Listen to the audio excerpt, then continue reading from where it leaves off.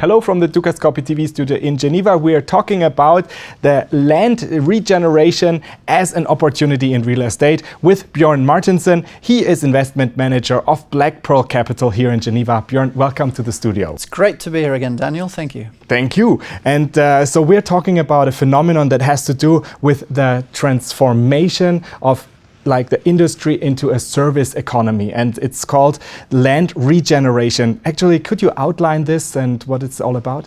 Yeah, look, basically as manufacturing is globalized, a lot of countries in the EU, in this case we're talking about the UK, have experienced factories shutting down and leaving their shores and a lot of jobs being lost.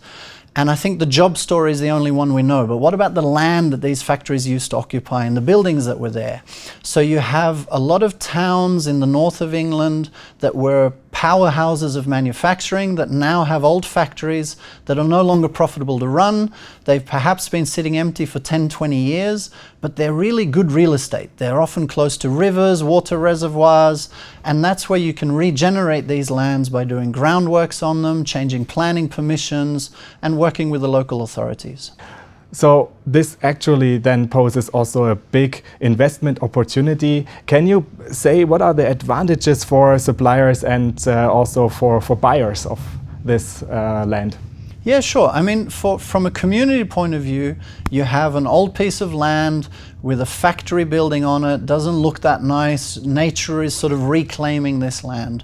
We as investors come in, we obviously look at the financial feasibility of the entire equation, but it's a much broader picture than that. The local communities need housing to be developed in these areas. There's a general shortage of good housing in the UK, and the government is pushing for housing developments. In fact, there's national housing schemes where they're providing special grants and support for certain projects. We're currently actually in the shortlist running for one of these schemes and hoping to be selected in one of the top 20 projects in the country. Mm-hmm. And it's also an opportunity for investors. Is it also a green investment? Well, I think if you think about urban sprawl and urban development, most towns, cities can only sprawl or expand their boundaries by taking green land as they go out and widen their geographic area. What we're looking at here is taking an existing piece of land and changing that use from industrial to a residential, multi-use, commercial and leisure facility. Mm-hmm. Very interesting. So do you have an example for us maybe? I do. I brought some pictures with me. We have a site close to Leeds in a town called Castleford. You see on the map here the location B on the picture there, and yeah, if we take a closer look, we see that it's a small town, well developed, a town centre quite close by, river flowing through it, and the basic land area that we have is an old chemical factory. The old chemical factory outlined here in the black squares is part of, again, where the government of the UK and especially the local community government is working very positively together with investors like us, that they've created a growth corridor along this river path. And they're looking to regenerate many parcels of the green land spaces here that you see to generate growth, housing, jobs, etc. for their community. Mm-hmm. So what would you then actually propose for? Oh, this is how it looked like. This is what this used to look like. This is an in-between picture. So this is parts of the factory have already been demolished, but this is an old Hickson's, now owned by Lonza, chemical factory that is no longer in operation. And we are the ones doing the demolition works, we do groundworks, we do flood planning.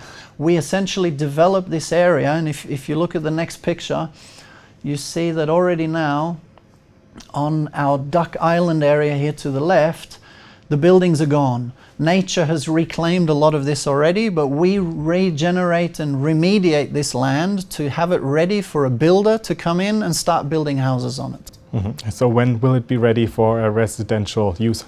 In terms of the groundworks and remediation that we're doing at the moment, there's a lot of stakeholders. We work with the environmental agency, with the local planners.